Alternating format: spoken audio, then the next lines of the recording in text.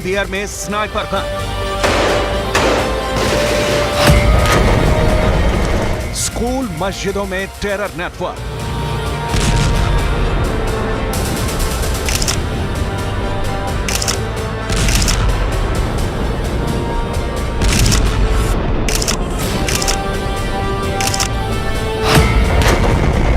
Hamas की खौफनाक साजिश।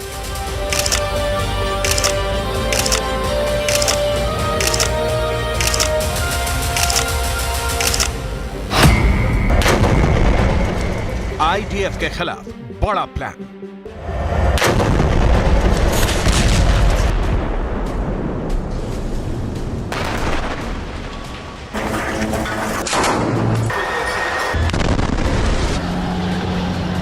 गाजा में हमास का रिएक्शन देख इजरायली सेना के होश उड़े हुए हैं।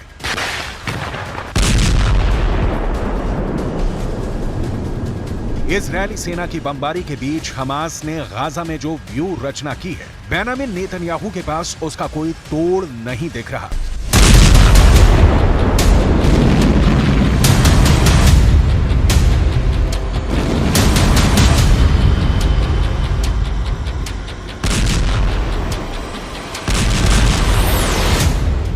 इजरायली सेना जिस ओर मूव कर रही है, हमास ने उस रास्ते में बम फिट कर दिया है।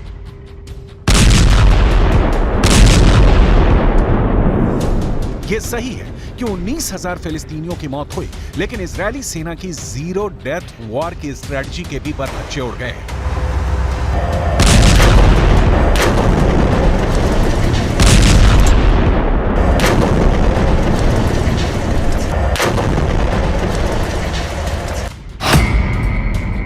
हमास के जबरदस्त प्रतिक्रिया की वजह से ही 27 अक्टूबर से, यानी जब से इजरायल ने गाजा में जमीनी हमले शुरू किए हैं, 121 इजरायली सैनिकों की मौत हो गई है। यह आंकड़ा हमास ने नहीं बल्कि इजरायली सेना ने ही जारी किया है।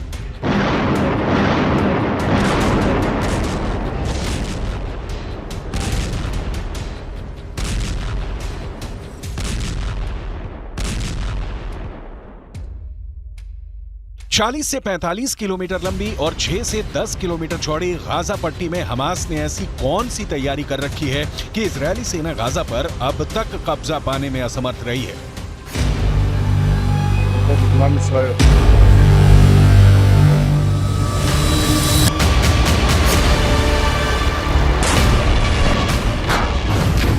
हमास ने ऐसे कौन से हथियार जुटा रखे हैं जिसका जवाब इजरायली सेना के पास नहीं है।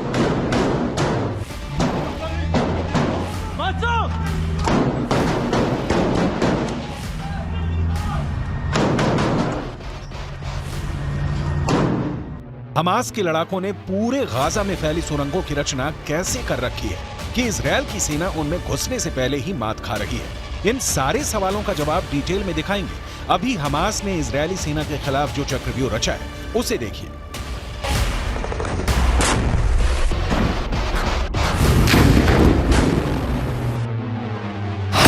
हमास नए नए तरीकों से आईडीएफ के जवानों पर हमले कर रहा है। हमास के आतंकियों ने गोलियों के अंदर बम भरकर उसमें रोने की आवाज निकालने वाले स्पीकर लगा दिए हैं।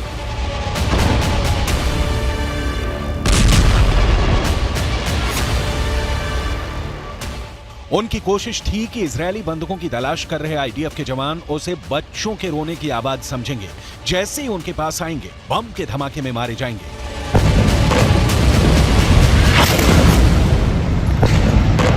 लेकिन हमास डाल डाल खेल रहा है तो इजरायल पात पात। इजरायल इंटेलिजेंस यूनिट ने इस साजिश का पता लगा के अपने जवानों को अलर्ट कर दिया, जिसके बाद डिस्पोजल स्क्वाड ने उन्हें निष्क्रिय कर दिया।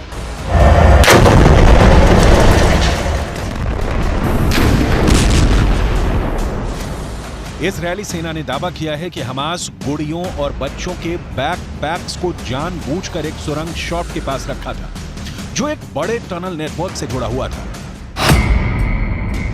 इजरायली सेना ने उस इलाके की तलाशी ली और घात लगाकर किए गए हमले के साथ साथ क्षेत्र में हमास की खुफिया जानकारी और टैंक रोधी ठिकानों का भी पर्दाफाश किया। आईडीएफ ने दावा किया था कि हमास के आतंकियों ने टेडी बियर के अंदर स्नाइपर राइफल और बम छिपाए हुए थे। इन टेडी बियर को लेकर आतंकी आम लोगों के बीच रहे थे। इसके अलावा गाजा के कई स्कूलों और मस्जिदों के नीचे टनल नेटवर्क भी मिला है। इसके जरिए आतंकवादी सुरक्षित आवाजाही करते। इतना ही नहीं, हमास ने इजरायली सेना की नजर से बचाने के लिए स्कूल में हथियारों का गोदाम बना रखा था।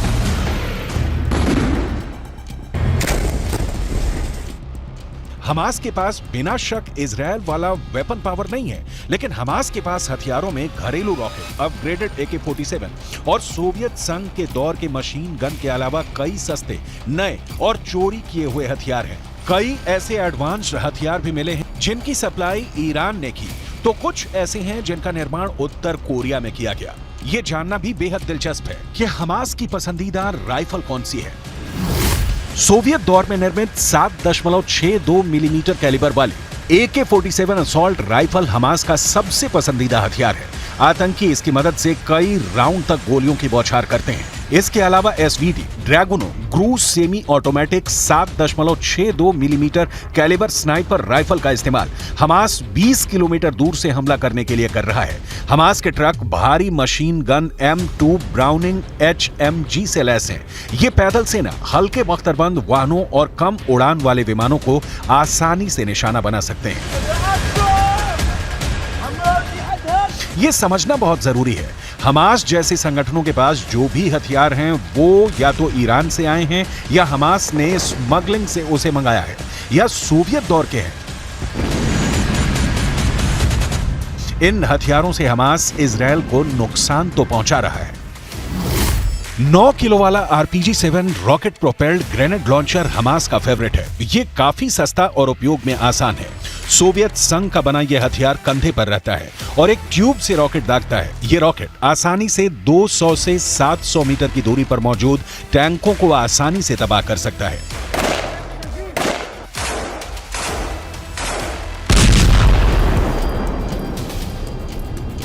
हमास को इजरायली सेना की ताकत का अंदाजा है, इसीलिए हमास ने 2014 से ही इजरायली हमले का प्रतिकार करने की तैयारी शुरू कर दी थी। जिन सुरंगों को नष्ट करने की बात हो रही है या नष्ट की जा रही हैं, ये सुरंगें दुनिया के लिए अजूबा हैं। सोचिए जरा, 40 से 45 किलोमीटर लंबी और 6 से 10 किलोमीटर चौड़ी गाजा पट्टी में जमीन के नीचे हमास ने 500 किलोमीटर लंबी सुरंग खोद रखी है। इन सुरंगों में हमास की जान बसती है। इनके हथियार, इनके लड़ाके, इनके नेता सारे सुरंगों में शरण पाते हैं। जहां तक सुरंगों के सफाई की बात है तो इजरायल ने बहुत सी सुरंगों को मटिया मेट कर दिया है, लेकिन अभी ऐसी कई सुरंगें हैं जहां अब भी इजरायल की सेना नहीं पहुंच पाई है। इन सुरंगों को नष्ट करने के लिए अब इजरायली सेना इनके भीतर समंदर का पानी छोड़ रही है। हमास का बचना मुश्किल नहीं, नामुमकिन है। लंबे वक्त तक हमास के टिके रहने की कोई संभावना नहीं दिख रही है। ईरान, जिससे सबसे ज्यादा हथियार मिलने की हमास को उम्मीद थी, उसने साथ छोड़ दिया है, लिहाजा हमास फंस गया है। बाकी किसी भी अरब देश से उसे कोई मदद नहीं मिल रही, जबकि इजरायल को अमेरिका से सीधे हथियारों की सप्लाई हो रही है। नतीजा जमीन पर दिख रहा है। फज्जा स्मअना दब्बा, लम्मा स्मअना दब्बा طلعنا برا نشوف ايش اللي صار، لقينا دار جيراننا المسلمي انقصفت على الطابق الرابع، وفي طبعا شهداء وفي جرحى وفي واحد شهيد لسه من امبارح لقيت طلوع। इजरायल की ओर से ताबड़तोड़ हवाई हमलों ने गाजा के कई शहरों को खंडहर में तब्दील कर दिया है।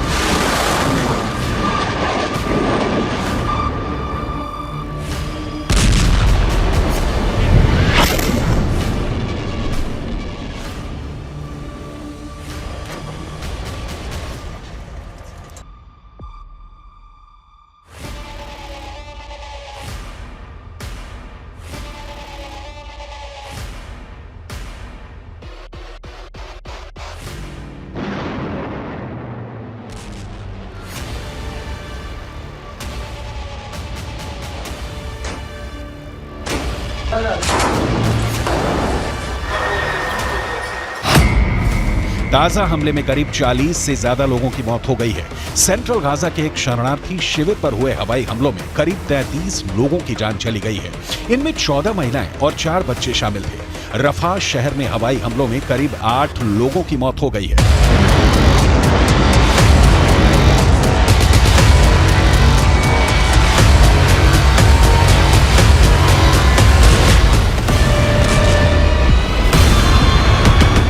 हर बीतते दिन के साथ इजराइल गाजा पर अपना नियंत्रण बना रहा है।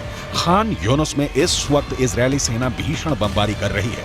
खान यूनुस ही नहीं, गाजा के कई बड़े शहरों पर इजरायली सेना ने हमले तेज कर दिए हैं। इजरायल के प्रधानमंत्री बेंजामिन नेतन्याहू को बहुत गौर से सुनिए, क्योंकि जिन्हें युद्ध विराम की उम्मीद दिख रही है, उन्हें बहुत निराश होना पड़ेगा।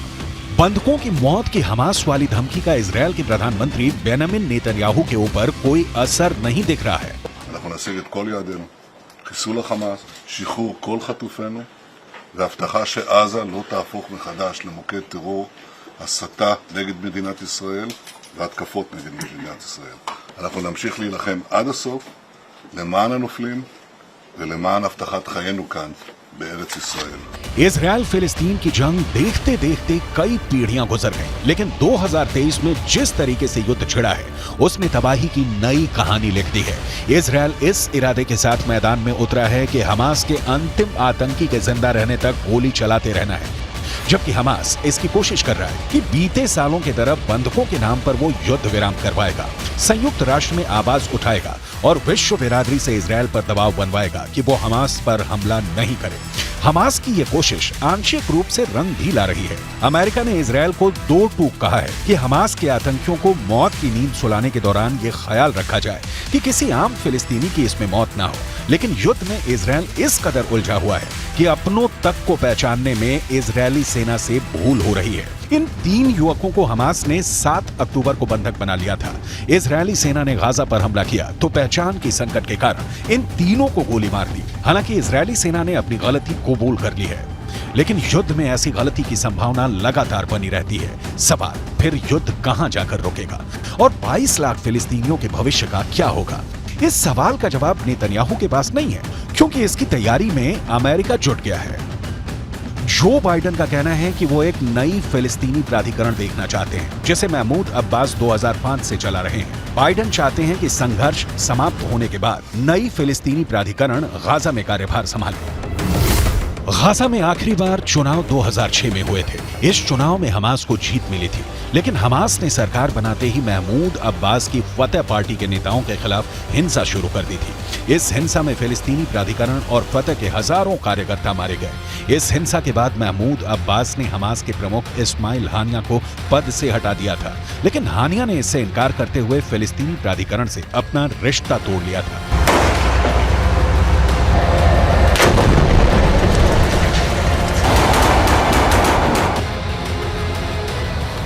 गाजा का क्या होगा, ये तभी तय होगा जब युद्ध समाप्त होगा या युद्ध विराम होगा, और ये दोनों सूरतें फिलहाल तो कम से कम नहीं दिख रही हैं। हाँ, एक बात जो अब तक युद्ध के दौरान देखी गई, वो ये कि अरब वर्ल्ड का कोई भी देश हो हमास के साथ जमीन पर युद्ध लड़ने के लिए तैयार नहीं है, ना ही खुलकर मदद देने के लिए राजी है। यमन के हूथी विद्रोहियों के हमले या लेबनान के हिजबुल्लाह लड़ाकों के अटैक इजरायल को रोक पाने में समर्थ नहीं है, और इजरायल तभी युद्ध विराम करेगा जब हमास के अंतिम आतंकी को मारकर वो गाजा पर कब्जा कर ले।